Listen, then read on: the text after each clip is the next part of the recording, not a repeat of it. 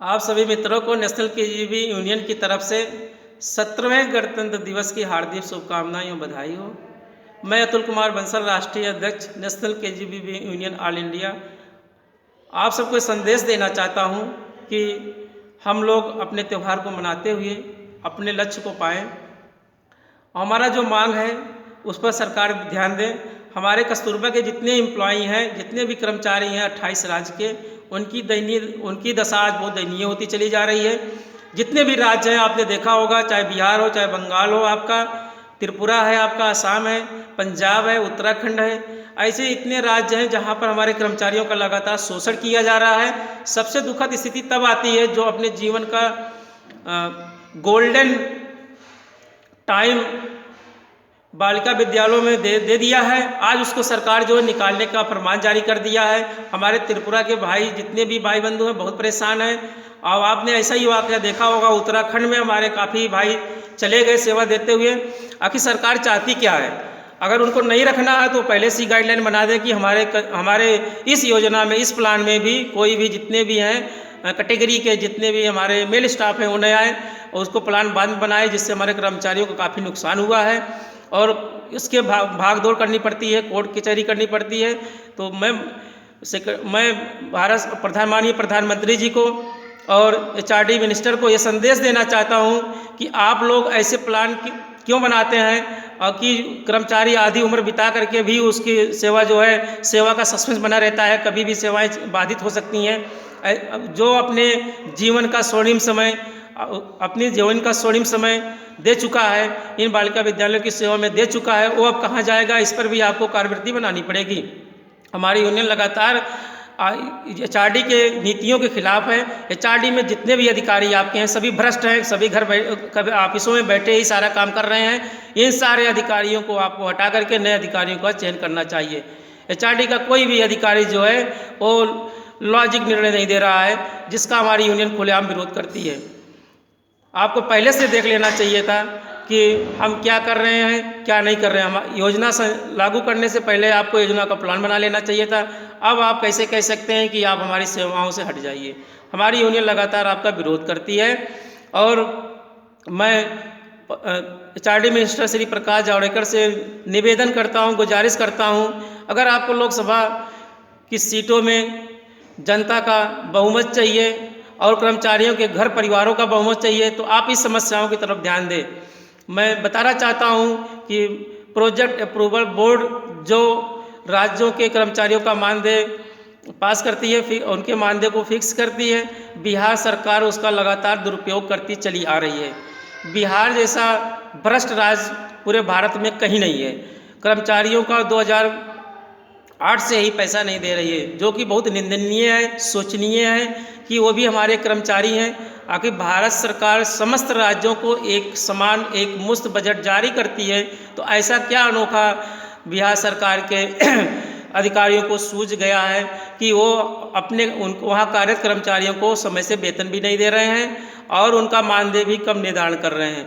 यही हालत आपके वेस्ट बंगाल में है, मध्य प्रदेश में है और महाराष्ट्र में है, आपके नागालैंड में है, मिजोरम में है। तो आप इनको अपनी योजनाओं का संचालन आप लगातार कर रहे हैं। कस्तूरबा गांधी बालिका विद्यालय की बच्चियां, उनकी लड़कियां जो हैं आज अपना नाम रोशन कर रही हैं, तो कहीं न कहीं योजना जो है काफ़ी सफल होती जा रही है। योजना से जुड़े जितने भी कर्मचारी हैं उनका शोषण लगातार जितने भी राज्य सरकारें हैं करती चली आ रही हैं, जिस पर आपको तत्काल ध्यान देने की ज़रूरत है। नहीं तो आने वाला दिन आपके लिए काफ़ी बुरा भी हो सकता है। माननीय मंत्री जी, माननीय प्रधानमंत्री जी भी, क्योंकि जितने भी हमारे संविदा कर्मचारी हैं आपके सर्विस से वो उब चुके हैं। उनको देखते हुए आपसे निवेदन है कि आप तत्काल एक रणनीति बना लीजिए कि कस्तूरबा गांधी बालिका विद्यालय के जितने भी कर्मचारी हैं हमारे 28 राज्यों में, उनकी समस्याओं को निराकरण कैसे किया जाएगा। बड़े दुख की बात है कि आप बेटी बचाओ बेटी पढ़ाओ का नारा दे रहे हैं, खुलेआम नारा दे रहे हैं और करोड़ों रुपए उस नारे को लगवाने के लिए आपने खर्च कर डाले हैं। और उनकी दशा ऐसी है, उन बेटियों को शिक्षा जो हमारी बहनें दे रही हैं, कस्तूरबा को जो हमारी बहनें दे रही हैं, उनकी दशा आपको सुन करके बहुत दुख होगा कि उनसे लगातार कॉन्स्टिट्यूशन के खिलाफ 24 घंटे की ड्यूटी ली जा रही है, जो कि प्राकृतिक नैसर्गिक के विपरीत है। किसी भी महिला से 24 घंटे की ड्यूटी आप नहीं ले सकते हैं, जबकि खुले आम मानव संसाधन विकास मंत्रालय और उसके जितने भी वरिष्ठ अधिकारी हैं ड्यूटी लेते चले आ रहे हैं, उनके नियमों में संशोधन नहीं कर रहे हैं। बजट मानव संसाधन विकास मंत्रालय दे रही है, बताती है कि राज्य सरकार जाने, और जब भी कर्मचारियों के अहित की बात आती है तो लेटर जारी करते हैं मानव संसाधन विकास मंत्रालय, तो राज्य सरकार का उसमें कोई रोल नहीं होता है। मैं सोशल मीडिया के माध्यम से माननीय प्रधानमंत्री जी और श्री प्रकाश जावड़ेकर जी आपको आगाह करना चाहता हूँ कि भारत के 28 राज्यों के कर्मचारी आपके तुगलकी नीतियों से ऊब चुके हैं।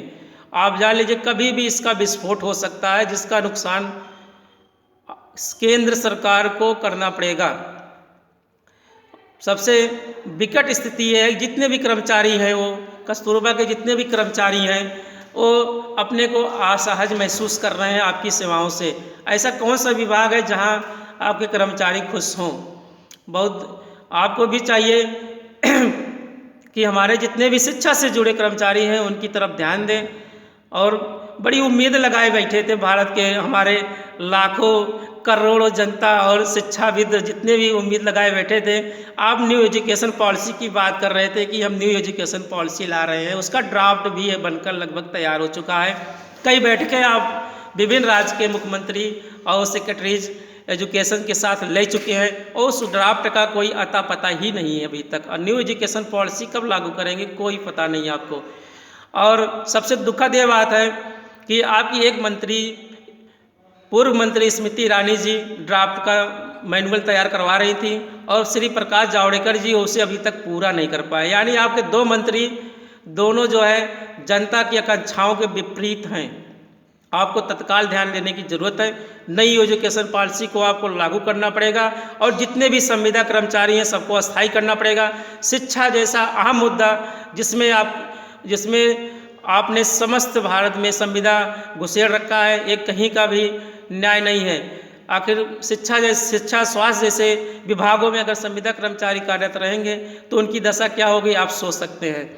जिस कर्मचारी को आप लाखों रुपया महीना दे रहे हैं और उसी विभाग में संविदा कर्मचारी को आप पेट भरने का भी पैसा नहीं दे रहे हैं और उनका शोषण करवा रहे हैं आप खुलेआम, ये कहीं भी आपके लिए जायज़ नहीं है और इसका नुकसान आपको आगामी लोकसभा चुनाव में उठाना पड़ सकता है।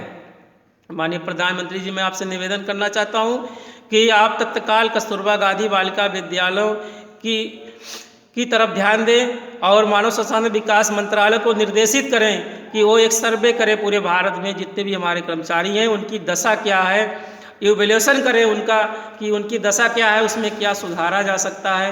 आपने तो उच्चीकृत कर दिया है नीति आयोग की रिपोर्ट पर, कस्तूरबा गांधी बालिका विद्यालय को 12वीं तक उच्चीकृत कर दिया है, उसमें भी गोलमाल आपने संदेश दिया है जब आप कर रहे थे। जनता भी जानती है, जितने भी टीचर समुदाय हैं वो भी जानते हैं। आप बता रहे थे कि कस्तूरबा गांधी बालिका विद्यालय को 12वीं तक उच्चीकृत किया गया, सब बहुत प्रसन्न थे हमारे कर्मचारी कि अब हमारे दिन अच्छे आने वाले हैं। लेकिन जो आपने बजट भिजवाया मानव संसाधन से वो हॉस्टल के लिए है। यानी आप जनता में संदेश देना चाहते हैं कि हम बालिकाओं की शिक्षा के लिए लगातार प्रतिबद्ध हैं, जबकि ऐसा कुछ भी नहीं है। आपसे निवेदन है कि आप जितने भी हमारे कर्मचारी उसमें कार्यरत हैं उनको भी उच्चीकृत में समाहित करिए और हॉस्टल को स्कूल बनाइए। और मैं नेशनल केवीबी यूनियन की तरफ से मैं आपसे निवेदन करना चाहता हूं कि आप ऐसी पॉलिसी लाइए कि हमारे जितने भी कर्मचारी भारत के हैं सभी अस्थायी हो सकें और उनके भी परिवार में खुशियां आ सकें और आप सबको लोग दुआ देंगे। मैं इन्हीं शब्दों के साथ अतुल कुमार बंसल, राष्ट्रीय अध्यक्ष, आपसे अंतिम आग्रह करना चाहता हूं कि आप तत्काल एक कमेटी गठित करते हुए लोकसभा चुनाव के पहले कस्तूरबा गांधी बालिका विद्यालयों में जितनी भी समस्याएं हैं उसका समाधान करें।